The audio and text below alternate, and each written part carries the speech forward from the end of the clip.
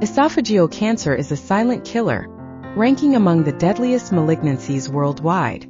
Symptoms such as progressive difficulty in swallowing and weight loss despite a good appetite appear late, making early detection challenging.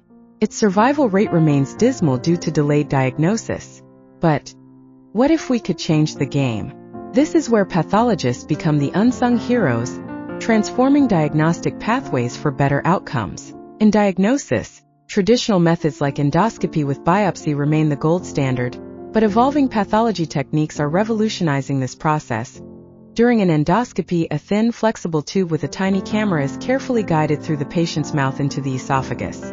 As the doctor examines the inner lining, they use a small instrument to take tiny tissue samples from any suspicious areas. These samples are then preserved and sent to the laboratory.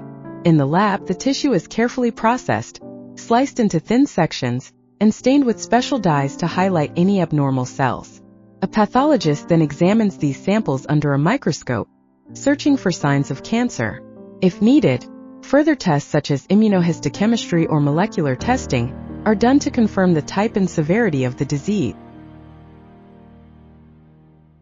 Based on cell morphology, background changes, nuclear features, and growth pattern, esophageal carcinoma is classified into two histopathological types: squamous cell carcinoma and adenocarcinoma. Squamous cell carcinoma of the esophagus typically occurs in the upper and middle third. It is linked to risk factors such as smoking, alcohol, hot beverages, and betel chewing, as well as deficiencies in vitamins B12, A, C, E, and minerals like iron and zinc. Other risk factors include achalasia cardia, strictures, and tylosis A. It is more common in developing countries, especially in Asia. The prognosis is generally poor depending on the stage at diagnosis.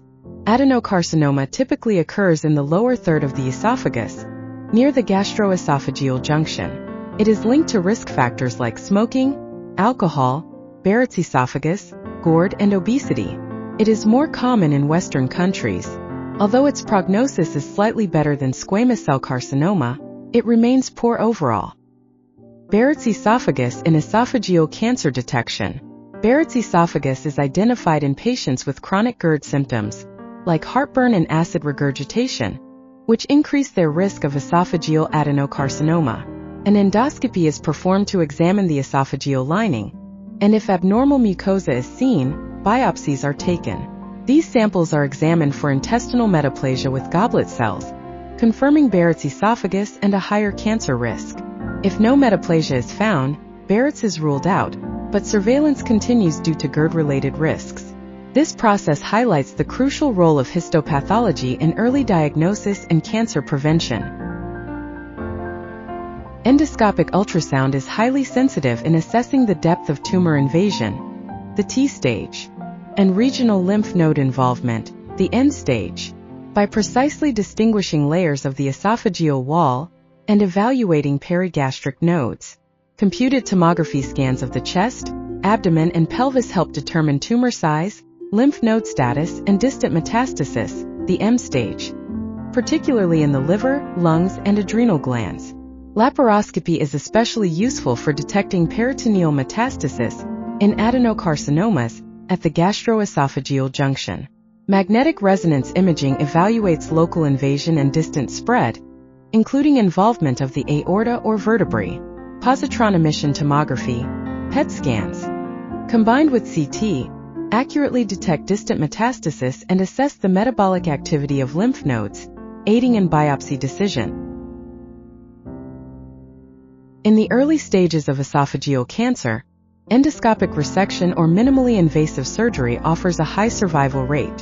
For localized disease, surgical resection is the main treatment, sometimes combined with adjuvant therapy. Locally advanced cases require neoadjuvant chemoradiotherapy, followed by surgery to improve outcomes.